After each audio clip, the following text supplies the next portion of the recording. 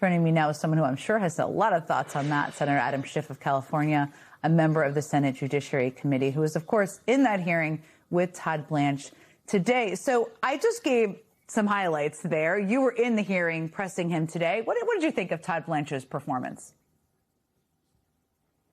Well, I think the central question the senators had for him, he didn't answer very well, and that is, who do you represent? Do you represent the American people as the Attorney General is supposed to, or do you represent Donald Trump? Are you still his criminal defense lawyer? And he has made it very clear he is still the president's lawyer. He signs this settlement agreement, which a judge just said was basically collusion and a fraud and just a pretense of some kind of a court proceeding to give a patina of respectability to something absolutely devoid of that. He's made it clear that he will go after the president's enemies. He's made it clear that he believes the president has not only the right, but the duty to go after his adversaries and abuse the Justice Department to do it. So he has basically made it clear he is there to be an instrument of Donald Trump's will, to protect him, use the law as a shield to protect him, and also as a sword to go after his enemies. The IRS settlement is one of the things that you pressed him on today. And again, I know everybody's been following this very closely. You just mentioned it, too. But it's, of course, the IRS settlement that gives Trump, his family members, their companies and affiliated individuals protection from audits, which is the key part here, part of the key part here.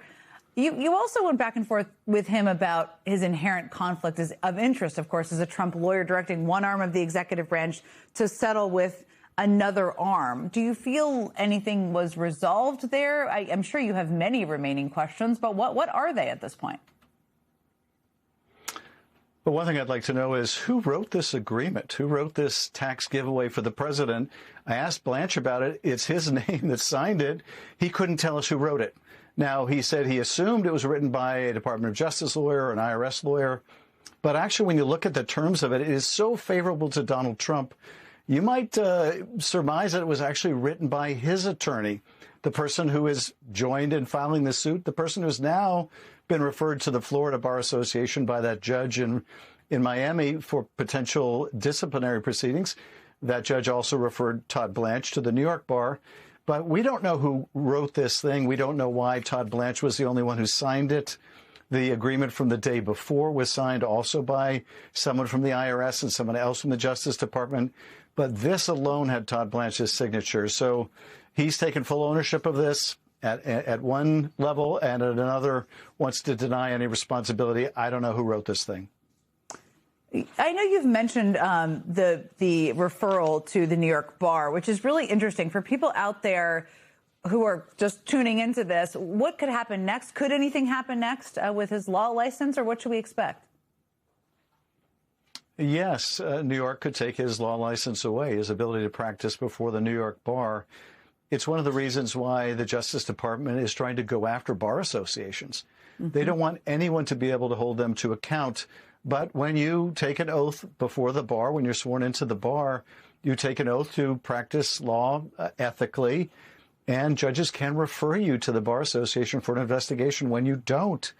And here the judge was very explicit in very harsh language you don't often see in saying that basically this lawsuit by Trump was fraudulent to begin with.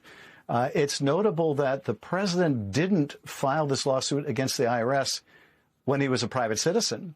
No, he waited until he became president again. And even though the statute of limitations had passed, the department didn't defend itself, didn't even assert the statute of limitations. That's how frivolous and false this sham of an agreement was. It was basically Trump agreeing with Trump not to assert any defenses against Trump's suit against Trump. It is quite a thing. Every time I talk about it, it still blows my mind because it's just so ludicrous it's happening. I know I was a little bit struck. I'm not naive. You always bring me back down to earth, too, when I get a little optimistic. But I was a little struck by Cornyn's questioning during the hearing. He pushed him a bit during the hearing. What are you hearing, if anything, from your Republican colleagues about Blanche's testimony today? Well, look, I think they made it clear during the hearing, some of them, that they had concerns in particular about the tax inside deal, the self-dealing instance between the president and the IRS and his lawyers. So there's been expressions of concern, but Jenna, I will say we've seen lots of expressions of concern by my Republican colleagues, not just on the committee, but off the committee as well. And those expressions of concern aren't always followed by actual votes that really hold the administration to account. Now, I hope this is the exception. I hope that the concerns that were expressed today, and Senator Cornyn brought up the fact that Blanche purported to kill the slush fund on his own. If this was truly a negotiation between two different parties, as they claim, one party can't simply renounce a deal that was given to the other party, unless, in fact, Blanche was on both sides of that deal, which is really what took place here. But Cornyn seemed troubled by it. He should be troubled by it.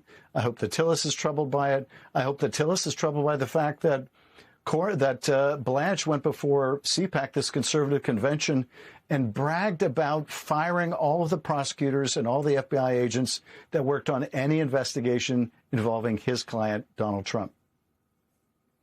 I hope I hope they're concerned enough to actually vote where their concern is, but we will certainly see. We will not hold our breath here. I knew you were obviously in that hearing grilling Blanche, so you were not paying attention, or you were not consuming in the same way the hearing with Jay Clayton, but you're the former ranking member on the House Intel Committee. You've expressed concern in the past about Jay Clayton's lack of intelligence background for this role. One of the things that I think is interesting that some Democrats have raised is that Jay Clayton might be a better option than Pulte, given Pulte is clearly under the kind of eye or under the control of Trump and is clearly pushing his conspiracies. Where do you come down on that? And have you made a decision about where you're going to vote on Jay Clayton? Well, look, what they do is they set the bar so low, like Pulte, this real estate guy, kind of a buffoon, really. They set the bar at Pulte. Isn't anyone better than Pulte? Shouldn't we just jump at Clayton because he's not Pulte? Clayton has very little experience. And as you saw today during the hearing, he couldn't even answer a basic question that would have required him to speak truth to power. He couldn't say who won the election because he knows Donald Trump doesn't want him to say that.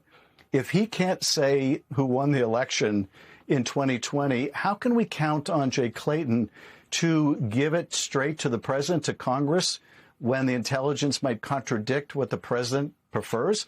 I mean, let's say there's intelligence that Iran is cheating on this deal, but the president doesn't want to believe it because he's telling the public something otherwise. We need the Director of National Intelligence to both level the president, say, sir, I'm sorry, but we have strong intelligence. The Iranians are cheating. Here's what it looks like. Here's our degree of confidence in it. We need them to brief Congress this way. And what we saw with Tulsi Gabbard is a willingness to manipulate the intelligence, to basically tell an intelligence council, no, I don't like that conclusion, rewrite it, and fire people who won't. That is the worst thing you could ask for in a director of intelligence. Clayton gave us no confidence that he would be any different than Gabbard. This is where we are today.